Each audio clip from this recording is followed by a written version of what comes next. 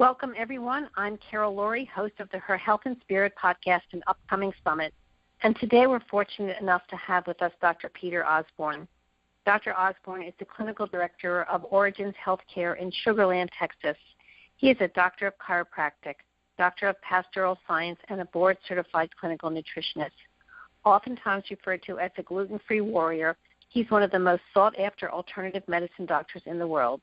His practice is centered on helping those with painful, chronic, degenerative, and autoimmune diseases using natural methods.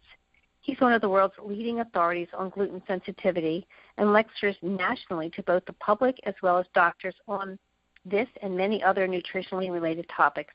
He's the founder of the Gluten-Free Society, the author of the Gluten-Free Health Solution, and the Glutenology Health Matrix, a series of digital videos and ebooks designed to help educate the world about gluten. In addition, he is the author of No Grain, No Pain, published by Touchtone. Dr. Osborne has served as the executive director and the vice president for the American Clinical Board of Nutrition. He is on the advisory board for Functional Medicine University. He has been featured in or on Fox News, CBS, PBS, Celiac.com, Gluten Summit, Radio MD, the People's Pharmacy Radio, Underground Wellness, Muscle and Fitness HERS, the Journal of Gluten Sensitivity, and many other nationally recognized publications. Welcome, Dr. Osborne. Well, thanks so much for having me. Happy to be here. So if you're not gluten sensitive, explain to our community why you might still need to not eat gluten. Well, let's even define that even more narrowly. Yeah, let's absolutely. say if you're not gluten sensitive. Okay, gluten sensitivity, if we define what gluten is, it's the name of the protein alpha-gliadin.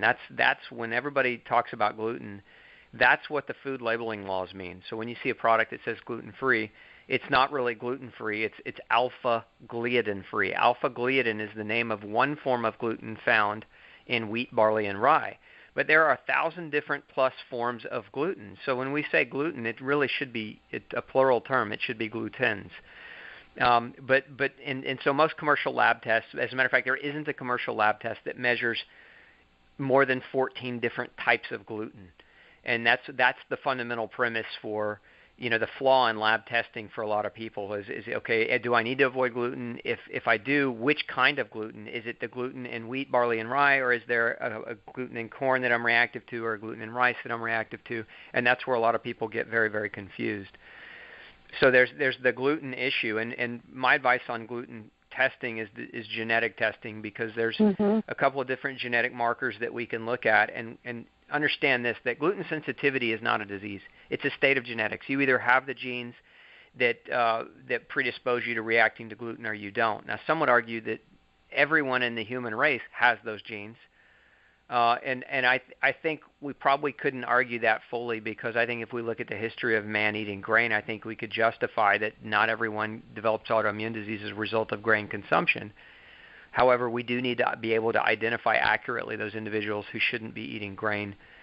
So now let's talk. So we said gluten, we said gluten sensitivity, we said there's more than one type of gluten, but what is it about grain as a whole? Let's just say that somebody gets genetically tested for gluten sensitivity and their test results come back negative. Why should they maybe consider avoiding grain anyway? Is that correct? Am I reading your question right? I want to make sure that. Absolutely, yes. It's an important concept. I absolutely, and then we'll talk about the paleo view of that. But go right ahead. Yes, absolutely. So with grain, we got to understand that first of all, grain. What is grain? Grain is, in a nutshell, grain is the seeds of grass. That's what it is. So any form of grass, any seed that we derive from any form of grass is technically considered a grain. So that's wheat, barley, rye, oats, sorghum, millet, teff, triticale, rice, and corn are also grains. Corn is sometimes classified as a vegetable, but it is not a vegetable. It is very much a grain. So we have this family of grains, which are the seeds of grass. And if we fundamentally look at what a seed's job is, in biology, if we study just basic biology, this is a message that, in my opinion, is for most people is very, very lost. In biology, when we look at the Mother Nature's role or God's role for a seed, is that its role is to protect and preserve the species itself, right? That's a pretty important role, wouldn't you say? Like protection and preservation of the entire genome of a particular species of plant. That's a pretty important role. So seeds are inanimate objects that don't have the ability to get up and walk away. They can't run. They can't fight back, at least not physically. So what is it that they have that allows them to fight predators? And we look at some of the different elements of what these seeds contain, and one of the elements is gluten. So the seeds of grass contain different kinds of glutens. Some of these glutens tear a hole in our gut. You know, the work of Dr. Alessio Fasano found that gluten itself causes intestinal permeability. And although the study, in my opinion, you know, it wasn't comprehensive, we can really say gluten causes leaky gut in absolutely 100% of the human population. But in the study that was done, it did cause leaky gut in everyone that was studied. But again, it's just one study, and we, you know, how much can we extrapolate from one piece of research? We have to be a little more clear and open-minded, and we do need more research in the area. However, that being said, gluten is one of the proteins that we know for many people triggers a leaky gut. We also know that these seeds contain other types of proteins. There's actually 5 different classes of proteins that have been identified in seeds as being there for protection for the seed and not for food as the predator. So one of these classes of proteins, probably the one that's been the most well studied beyond gluten, is called an ATI. And ATI stands for amylase trypsin inhibitor. And what ATIs have been shown to do in human studies and in animal studies is they interact with a receptor inside the intestine called a toll-like receptor. And what they do when they interact with this receptor is they create gastrointestinal inflammation. So they basically cause a fire in the gut. Now, one of the other things that ATIs do is they shut off the pancreas. So they shut down. The pancreas has 2 primary functions in the body. One is called the exocrine function. The other is called the endocrine function. So when you're thinking of the pancreas, most people think of blood sugar control and insulin. But one of its other functions is that it secretes digestive enzymes and something called bicarbonate, which is an acid neutralizer. It secretes those things into the small intestine so that we can better digest our food. And so what these ATIs and grains do is they shut off that mechanism. They shut off the pancreas's ability to secrete digestive enzymes. And so when we're eating these foods in mass, when we don't digest them very well, what happens to food when it doesn't digest in our gut? Well, it putrefies, and then it ferments. And so now we get when we have a food source available to yeast, yeast will grow and they will flourish. A lot of people go in and they try to treat yeast overgrowth, and you can do that, but they'll never really successfully treat a yeast overgrowth as long as massive quantities of grain is coming into the diet, because that's what yeast love to eat. They love to eat this grain because it shuts off the human digestion, and it's a great food source or fuel source for yeast. So they ferment this grain, and they create alcohol, right? If you look in the literature, and I've seen this, and I've actually had patients that come in to see me who I would have sworn to you, had I not known what I known, that they were drunk, that they were alcoholics. They were jaundiced, they were dizzy, their speech was slurred, and what they had was they had such raging yeast infections that they had developed something called auto-brewery syndrome, meaning that their guts were a distillery that was producing alcohol because they were putting so much grain in their gut, and they had such a yeast overgrowth that the alcohol was just a normal part of their day. They were pumping alcohol into their bloodstream, and it was causing, neurological problems. It was causing liver damage. It was causing detoxification problems, etc. So again, you go back to grain shutting down the digestion and allowing for the fermentation, right? So that's just one element. Then you have another element in grain, and that other element, as grain as a whole, is the way that we farm it. In the United States, we spray the field with glyphosate or Roundup, and then right before the harvest, we do it again. So we get, in most cases, two applications of glyphosate. And I have experience not directly in farming, but I have family members that were farmers. So I have a lot of patients who are farmers I've done a lot of research in this area where if you watch them during the application of Roundup, most of these guys that are doing the application are wearing chemical warfare suits. They're wearing respirator masks and full biohazard suits because they don't want to get exposure to the pesticide. Now think about that for a minute. Here we are doing a double application of this type of pesticide on the food. The people who are making the application are going through severe steps to protect themselves from the toxicity of these pesticides, yet we're now taking that food and we're feeding it in mass right? And we're recommending grain 8 to 10 servings a day on a food guide pyramid is making that recommendation, despite the fact that it's saturated with pesticides twice.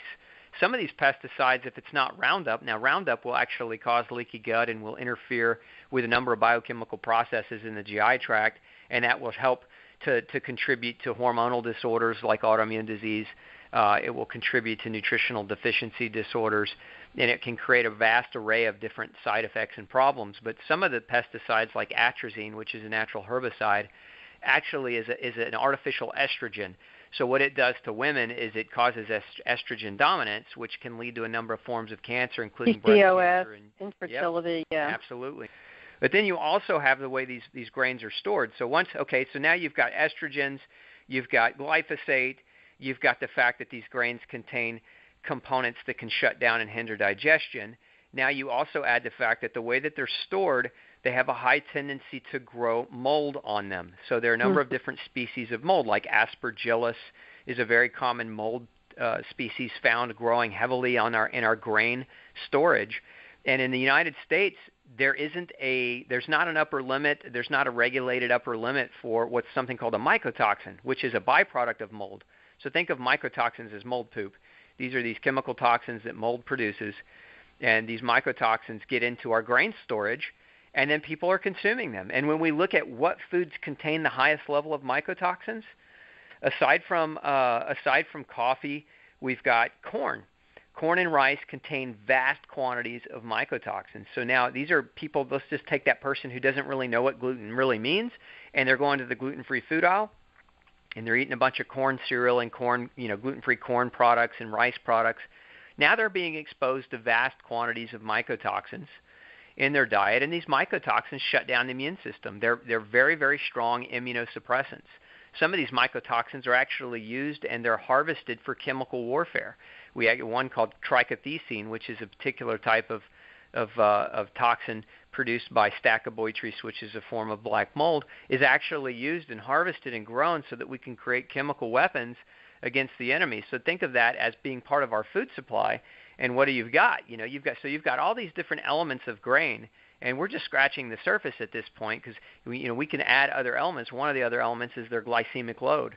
Some of the proteins and some of the carbohydrates in grains are very, very quick to causing a rapid insulin secretion and insulin response. They elevate blood sugar extremely rapidly. As a matter of fact, there's a particular type of sugar in wheat called amylopectin, and this particular sugar is more potent than cane sugar at elevating our blood sugar levels and insulin levels. So it can contribute to syndrome X or metabolic syndrome, can contribute to diabetes and weight gain. And of course, once we have all of that in place, the common denominator for all of this is chronic inflammation. And when we look at what chronic inflammation does to a human, it causes the adrenal glands to pump out cortisol.